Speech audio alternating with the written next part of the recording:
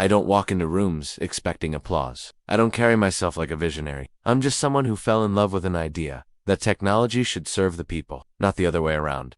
Today, for the first time, I am telling my own story, not for headlines, not to go viral, but because someone out there, sitting in a tiny room, chasing a quiet dream, might need to hear this. This is a story of obsession, of burning curiosity, endless nights, and the belief that the simplest things can carry the deepest meaning. Shall we begin? I was born on December 16, 1969, in Xianta, a small city in Hubei province, China. Not famous, not rich, not powerful, just one of those places where people work with their hands and speak with quiet eyes. My father was a civil servant. My mother was a teacher. We didn't have much, but we had a black and white television, a bookshelf full of old novels, and a belief. 知识可以改变命运. Knowledge can change destiny. As a boy, I was quiet. I didn't enjoy noise or crowds. While other kids played outside, I stayed home with books. I devoured by Einstein, Edison, Steve Jobs. I wasn't just reading their stories. I was imagining myself inside them. At 12, I got my first electronics magazine. I remember the smell of the paper, the lines of code printed like poetry. I didn't understand much, but something clicked. I thought this is what I want to do for the rest of my life.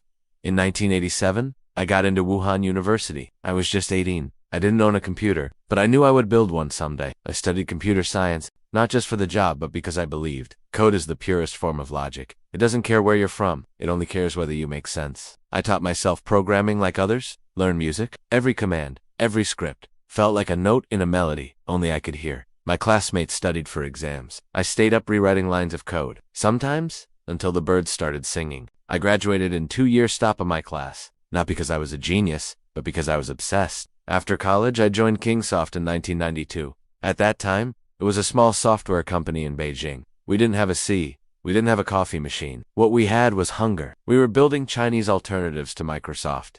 Day and night, I coded, debugged, designed, and then fixed, and failed again. I poured everything I had into the company. In 1998, I became CEO. I was 29, but leadership didn't come with ease. Every decision was heavy. Every mistake felt personal. The tech world was ruthless, but I told myself, if I can survive this chaos, I can build anything.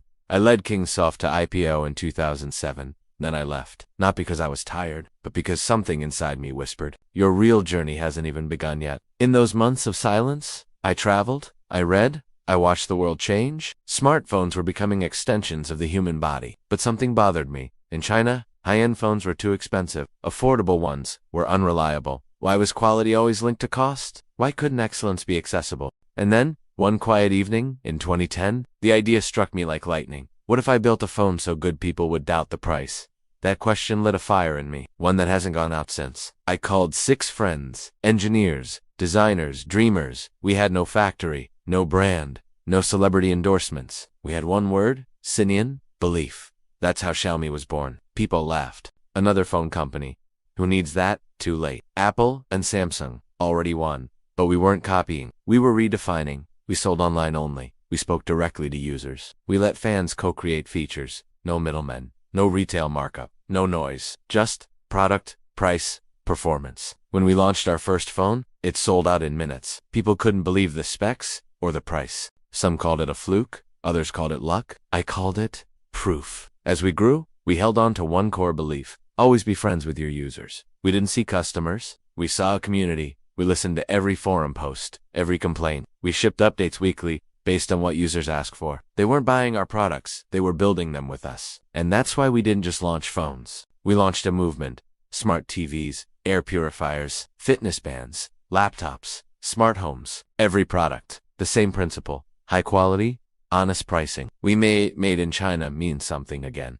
People ask me, what's your greatest achievement? It's not a sales record. It's not an IPO. It's not a product launch. It's this. Walking into a rural village and seeing a little girl using a Xiaomi tablet to learn English, or a grandfather checking his heart rate on our fitness band. It's knowing that technology, once distant and elite, is now part of their daily lives. Because we believed technology is not about gadgets. It's about dignity. Today, Xiaomi is in more than 100 countries, but I still live simply. No PR stunts. People say, Lei Jun, you should speak more, be more visible. But I smile and say, my work speaks louder than I ever could. Because when a boy from Xiantao builds a global company without shouting, that's not silence. That's power. So, who am I? I am not a genius, not a legend, not a rock star founder. I am Lei Jun, founder of Xiaomi, a quiet believer who turned obsession into innovation and built a bridge between dreams and affordability. I didn't just want to build a phone, I wanted to build hope. And now, when I see someone holding a Xiaomi device, I know I didn't chase the spotlight, but still,